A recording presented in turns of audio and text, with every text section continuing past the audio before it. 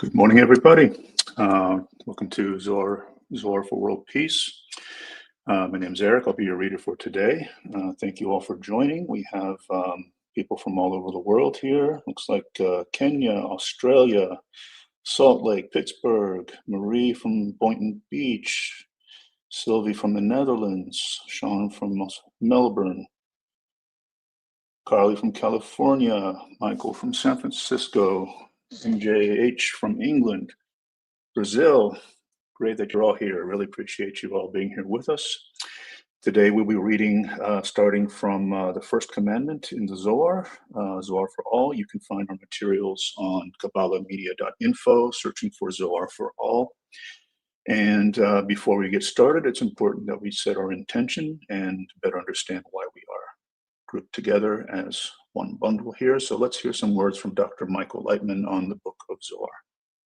2,000 years ago, this is where the Kabbalists used to sit, in a mysterious cave in the Galilee.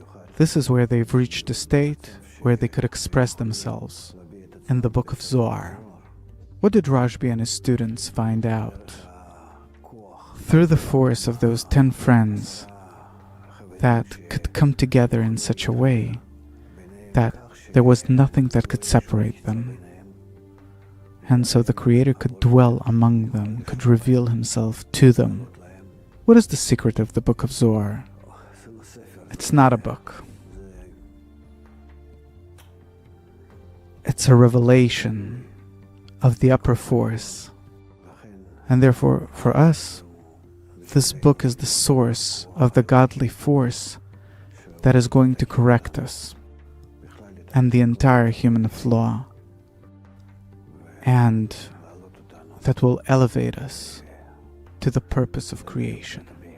I'm glad that I've been born in such a generation when it is permitted to disclose the wisdom of truth. Yuda Ashlag, Bala Sulam. All right, with those words, let's go ahead and get started. Again, we're reading from section of the Zohar covering the commandments. We'll start with the first commandment, the commandments of the Torah, the first commandment, item 189, words of the Zohar. Quote, in the beginning, God created. This is the very first commandment. This commandment is called the fear of God, and it is called Reshit, or beginning, as in, quote, the fear of the Lord is the Reshit, or beginning of wisdom, end quote. It is also written, the fear of the Lord is the Reshit, beginning of knowledge, since fear is called Reshit. Also, it is the gate by which to enter faith, and the whole world exists on this commandment. Why is it written that fear is the beginning of wisdom, and that it is the beginning of knowledge? It is because fear is the beginning of every sphira. For no sphira can be obtained if not by first obtaining fear. This is why he says that it is the gate by which to enter faith, as it is impossible to obtain whole faith if not out of fear of God. And by the measure of fear is the measure of installment of faith. For this reason, the whole world exists on this commandment, for the world exists only on Torah and commandments. As it is written, quote, if not my covenant, day and night, I would not put the ordinances of heaven and earth, end quote. And since fear is the beginning and the gate of every commandment, as it is the gate of faith, it follows that the whole world exists on fear, as it is written, quote, in the beginning, God created the heaven and the earth, end quote. With fear, which is called Reshit, in which all the commandments are included, God created the heaven and the earth. And were it not for fear, God would not create a thing. Item 190. Fear is interpreted in 3 discernments, 2 of which do not contain a worthy root, and 1 is the root of fear. There's a person who fears the Creator, who fears the Creator so that his sons will live and not die, or fears a bodily punishment or a punishment to one's money. Hence, he always fears him, the Creator. It follows that the fear he fears of the Creator is not placed as the root, for his own benefit is the root, and the fear is the result of it. And there is a person who fears the Creator because he fears the punishment of that world and the punishment of hell. Those 2 kinds of fear of punishment in this world and fear of punishment in the next world, are not the essence of fear and its root. Item 191. Fear means primarily that one should fear one's master because he is great and rules everything, the essence and the root of all the worlds, and all is regarded as nothing before him, as it is written, quote, and all the inhabitants of the earth count as nothing, end quote. He will place his will in that place, which is called fear. There are 3 manners in the fear of God, only one of which is considered real fear. First, fear of the Creator and keeping his commandments so that his sons may live, and he will be kept from bodily punishment or a punishment to one's money. This is a fear of punishments in this world. Second, one fearing punishments of hell as well. Those 2 are not real fear, for he does not keep the fear because of the commandment of the Creator, but because of his own benefit. It follows that his own benefit is the root, and the fear is a derived branch of his own benefit. The third type of fear, which is the most important, when one fears one's master because he is great and rules over everything, the essence and the root of all the worlds, and everything is considered nothing compared to him, for he is the root from which all the worlds expand. Also, his glory appears over all his deeds, and he rules over everything, because all the worlds he has created, upper and lower, are considered nothing compared to him, for they add nothing to his essence. It was said, quote, and he will place his will in that place, which is called fear, meaning he will place his heart and desires in that place, which is called fear. He will cling to fear of the Creator willingly and voluntarily, as is befitting and proper with the King's commandment. Item 192. Rabbi Shimon wept and said, quote, woe if I tell, woe if I do not tell. If I tell, the wicked will know how to serve their master. If I do not tell, the friends will lose that thing. End quote. For where there is holy fear, there is evil fear below correspondingly, which strikes, beats, and slanders. It is a strap with which to lash the wicked, to punish them for their sins. This is why he feared telling, so the wicked would not know how to be rid of the punishment, for their punishment is their purification. By that, he implies that he could not reveal his words in full in this place, so as not to harm the wicked. This is because here he came to disclose how to cling to the tree of life and never touch the tree of death, and only those who have already corrected the discernment of the tree of good, knowledge of good and evil, are worthy of it. But the wicked who have yet to correct the sin of the tree of knowledge of good and evil must not know it, for they first need to toil in all the labors until they correct the sin of the tree of knowledge. As it is written, quote, lest he reached out his hand and took also from the tree of life and ate and lived forever, end quote. After Adam sinned with the tree of knowledge, he was expelled from the Garden of Eden for fear that he would cling to the tree of life and live forever. and the flaw he had caused in the tree of knowledge would forever remain uncorrected. Hence, to not be lost from the righteous who are worthy of knowing that thing, he disclosed the matter by way of intimation. Item 193. And one who fears the punishment of striking and hatred, that fear of God, called fear of God for life, is not on him. Rather, that evil fear is on him, that strap, and not the fear of God. 194. For this reason, the place called the fear of God is called the beginning of knowledge. And this is why this commandment is included here. This is the root and the foundation of all the commandments of the Torah. One who keeps the fear keeps everything, and one who does not keep the fear does not keep the commandments of the Torah, for fear is the gate to everything.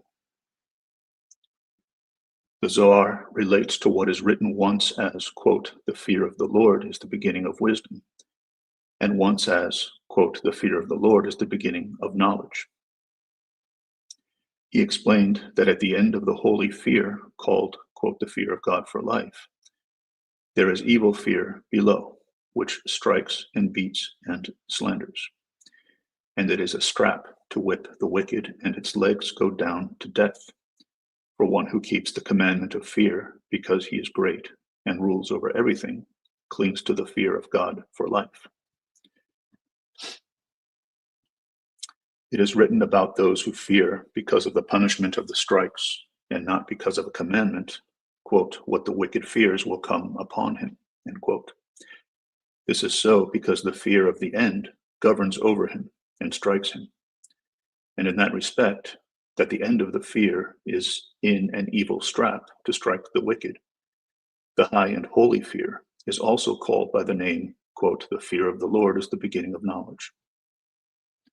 It indicates that one should cling only to her beginning, which is the fear of God for life, and to beware of the first fear, which is the evil strap.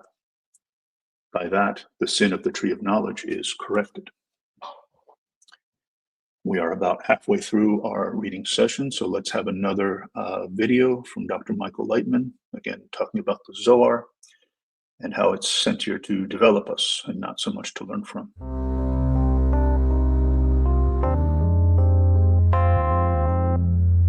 We think that the more we understand the material, the more we advance. Or even the more we feel the material, the more we advance. But it's incorrect. It is not the wise one who learns, and it's not necessarily the sensitive one who receives the correct impressions. No one's gonna ask you, did you pass the test? Do you already feel this and that? Did you already do this and that? Did you succeed? No, there are no tests as in this world at all. Just forget about any kind of approach you know from this world. It's all wrong.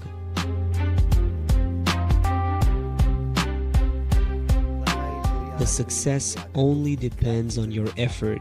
It is written, I labor and I find. In every moment, take only your effort into account. How much can I pressure myself to connect with godliness through the group, which is pure bestowal?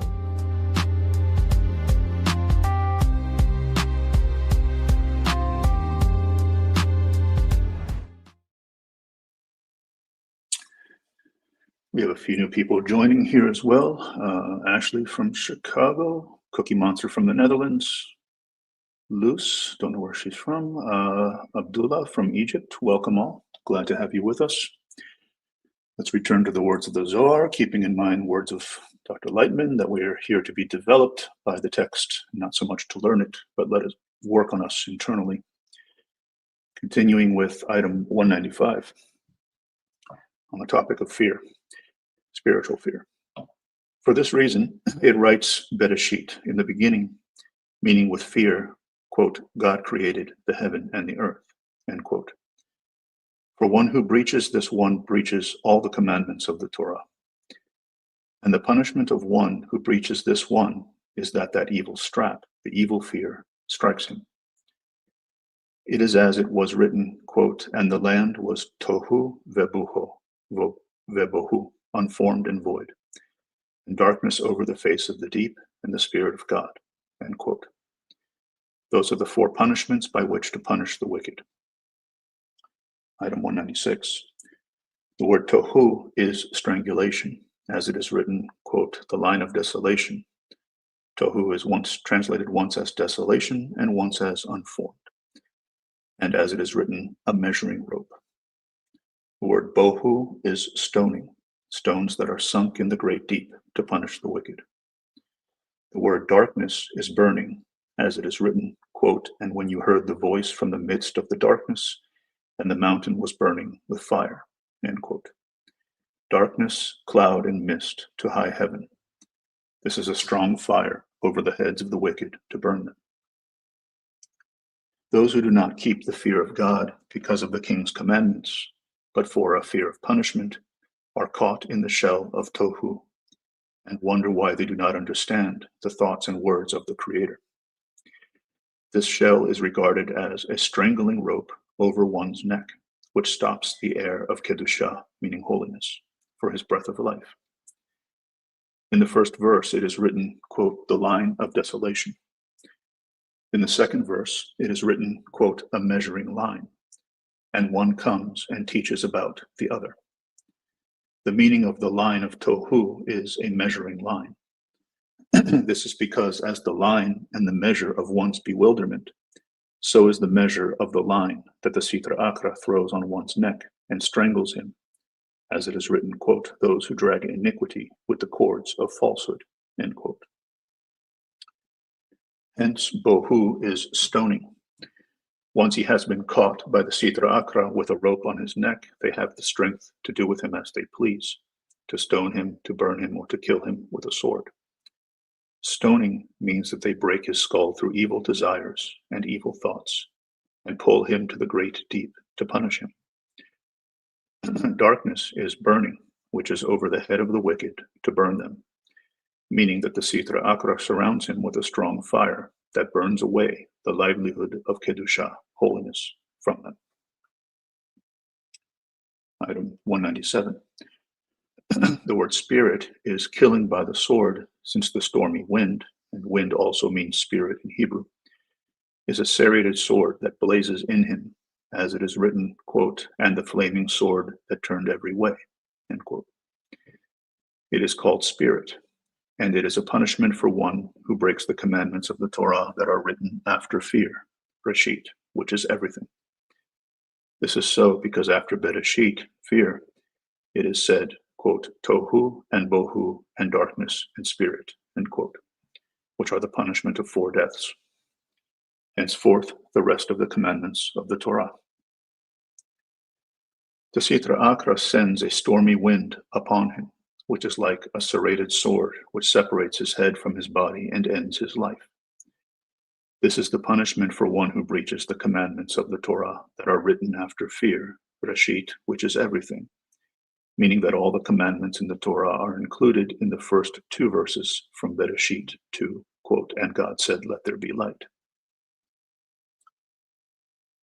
The punishment mentioned for one who breaks the commandments of the Torah, which is the 4 deaths implied in tohu, bohu, darkness, and spirit, are written after fear, which is called Reshit, implied in the words Bereshit, in the beginning, God created.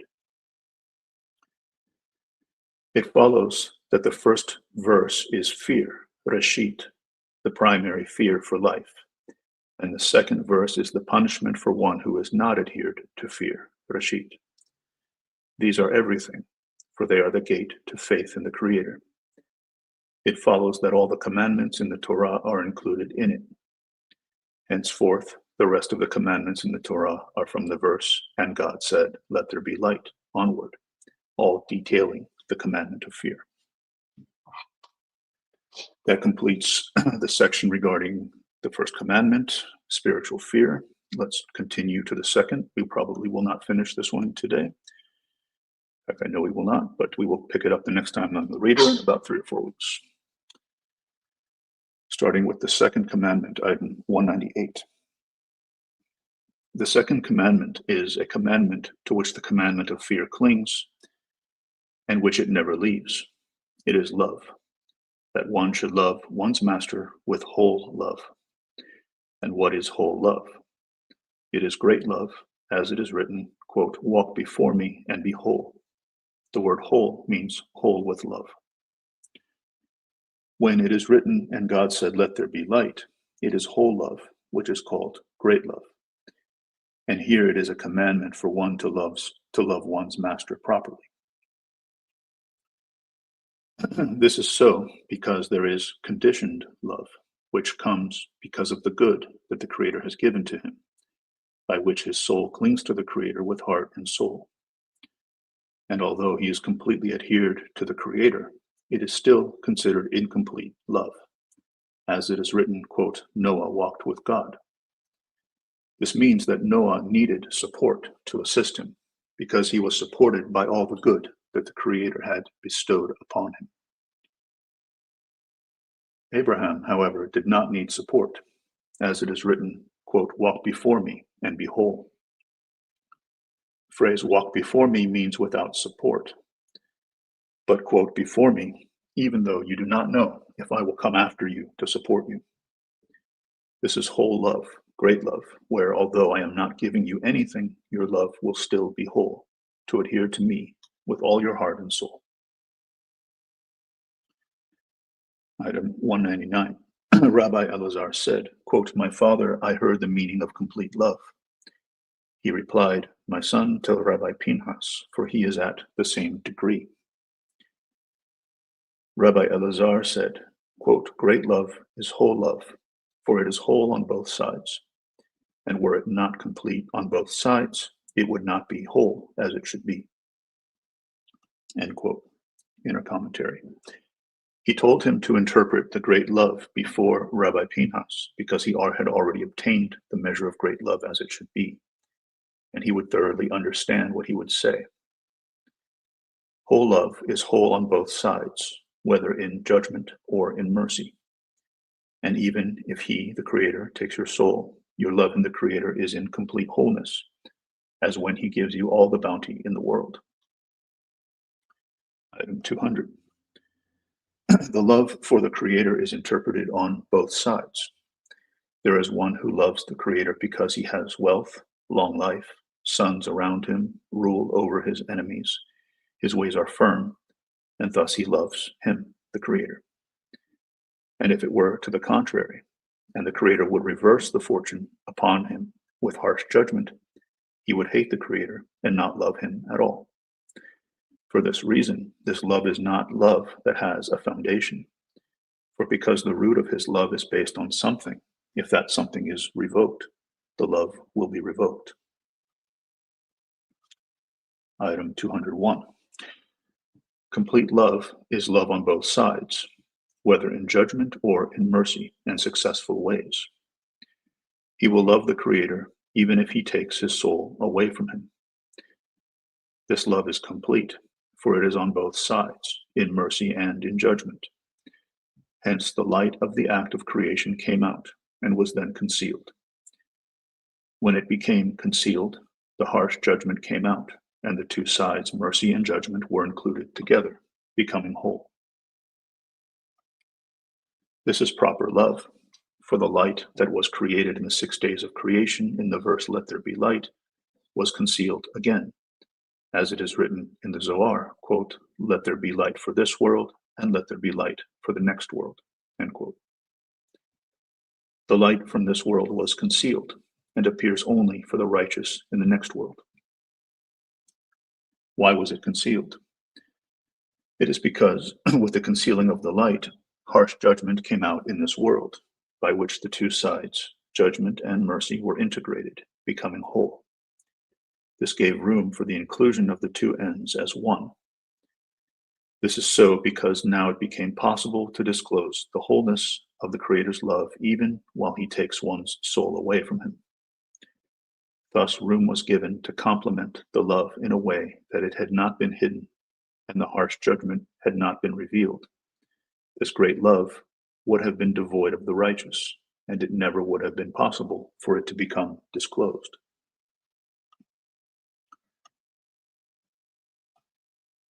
Item 202, our last item. Rabbi Shimon took him and kissed him. Rabbi Pinhas came and kissed him and blessed him and said, "It must be that the Creator has sent me here. This is the fine light that I was told was integrated in my house and which afterwards will illuminate the entire world." Rabbi Elazar replied, quote, "Certainly this fear must not be forgotten in all the commandments, much less in the commandment of love. Fear should be attached to it." And how is it attached? Love is good on one side, when he gives him wealth and bounty, long life, sons, and nourishments. And then fear should be evoked, to fear lest he will cause the sin, and his fortune would turn on him. It is written about that, quote, "Happy is he who is always fearful, for fear is included in love." Okay, friends, let's leave off there. It's been very good to see you all. We have a few more people. Kebede from Ethiopia, Hazeh from Tennessee. Great turn up today. Thank you all for joining. We will pick up from the second commandment at the beginning next time that I'm reading. And thank you all for joining. See you in a few weeks.